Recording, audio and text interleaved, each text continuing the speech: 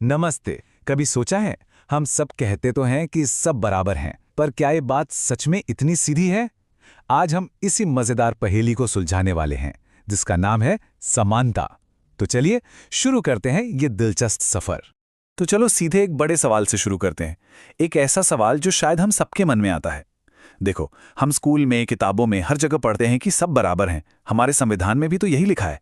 तो फिर जब हम अपने चारों ओर देखते हैं तो ये अमीर गरीब, गांव शहर के बीच इतना बड़ा फर्क क्यों दिखाई देता है? ये असमानता आ कहां से जाती है आखिर? मुझे पता है ये सवाल थोड़ा कंफ्यूजिंग है ना? पर कोई टेंशन नहीं। आज की क्लास में हम इसी गुत्थी को एक एक करके परत दर परत खोलेंगे। तो देखो, अपने सफर में हम 6 मजेदार पड़ावों से गुजरेंगे। सबसे पहले हम समानता के सबसे बड़े विरोधाभास को पकड़ेंगे। फिर जानेंगे कि भाई समानता का असली मतलब है क्या। इसके अलग अलग टाइप्स और डायमेंशंस को भी देखेंगे। और हाँ, ये भी समझेंगे कि दुनिया की बड़ी बड़ी विचारधाराएं इस बारे में क्या सोचती हैं। और सबसे आखिर में वो सारी जरूरी बातें जो एग्जाम में फुल मार्क्स लाने में मदद करेंगी। तो चलिए पहला पड़ाव शुरू करते हैं, समानता का विरोधाभास। ये वो जगह है जहां किताबें और असल जिंदगी आमने सामने आ जाते हैं। आइए देखते हैं कि आइडियल सिचुएशन और असलियत में इतना बड़ा फर्क क्यों है। जरा इन आंकड़ों पर एक नजर डालिए। ये सिर्फ नंबर्स नहीं है, ये 2 अलग अलग भारत की कहानी कह रहे हैं। देखिए, शहर में जहां लगभग हर घर में बिजली है, वहीं गांव में आज भी करीब करीब आधे घर अंधेरे में हैं। अब खुद सोचिए, एक बच्चा जो बिना बिजली के पढ़ रहा है और दूसरा जो इंटरनेट यूज कर रहा है, क्या उनके लिए मौके बराबर हो सकते हैं? नहीं ना। यही वो हकीकत है जो हमारे आदर्शों को चैलेंज करती है। और ये मत सोचिए कि ये कहानी सिर्फ हमारे देश की है। नहीं, ये पूरी दुनिया की सच्चाई है।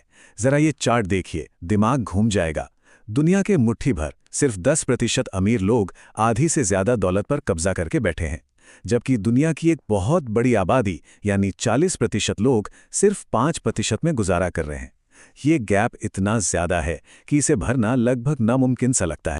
तो जब हम इतनी असमानता देखते हैं तो सवाल उठता है कि आखिर हम किस समानता की बात कर रहे हैं?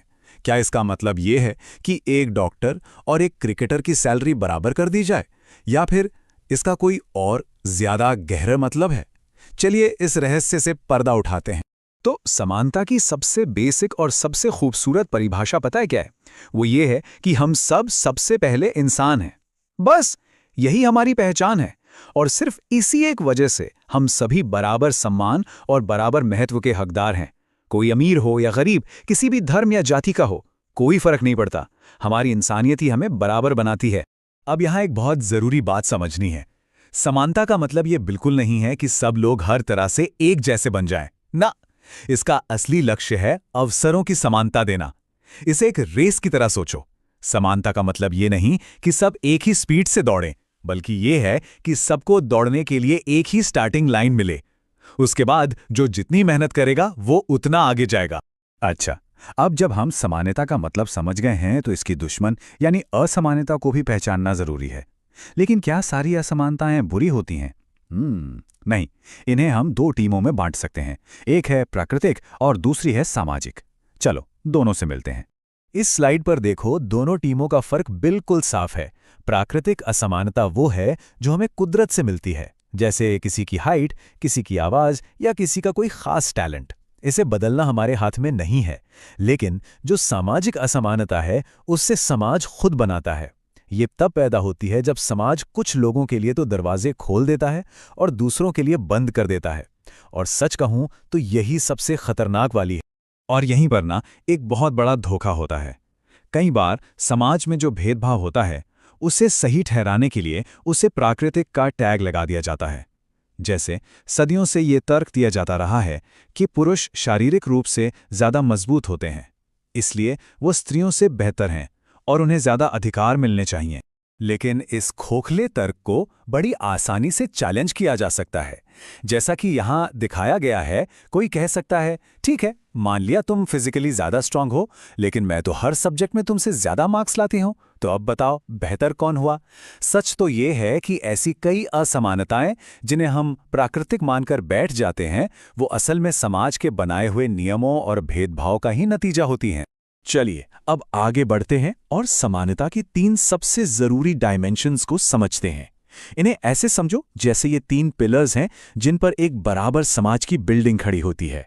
ये हैं पॉलिटिकल, सोशल और इकोनॉमिक इक्वालिटी। आइए अब इन तीनों पिलर्स को एक एक करके जरा पास से देखते हैं और समझते हैं कि ये एक इंसाफ पसंद समाज की नींव कैसे बनते हैं।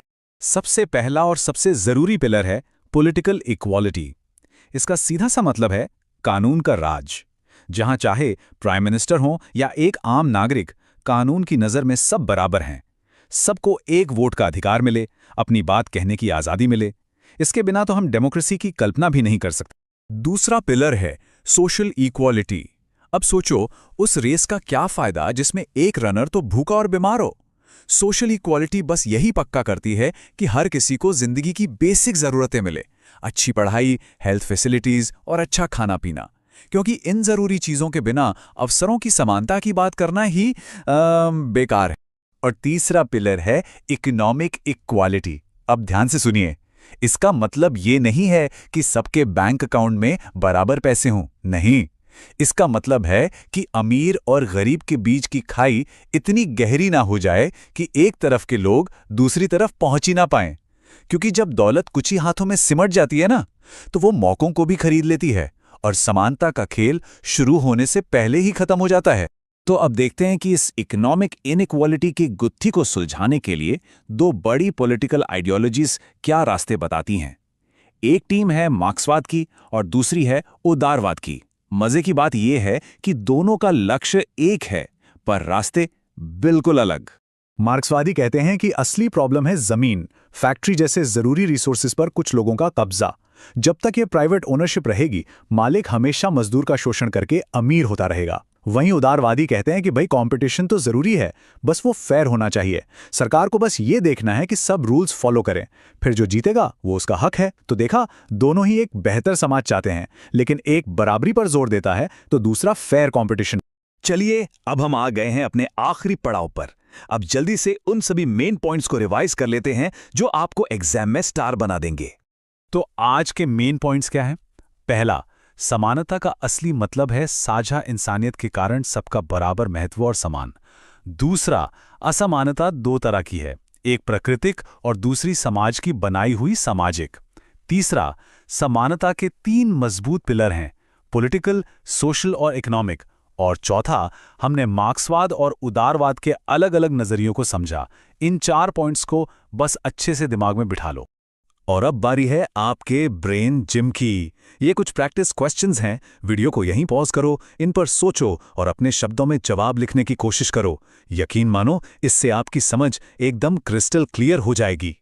तो आज की सबसे जरूरी बात याद रखिए, समानता कोई मंजिल नहीं है जहां हम पहुंचकर रुक जाएं। नहीं, ये एक ऐसा सफर है जो कभी खत्म नहीं होता। ये एक आदर्श है, एक सपना है जिसे पाने के लिए हर जनरेशन को लगातार कोशिश करनी पड़ती है। इस संघर्ष में हमारा और आपका क्या योगदान हो सकता है, इस पर जरूर सोचिएगा। अगली बार मिलेंगे एक नए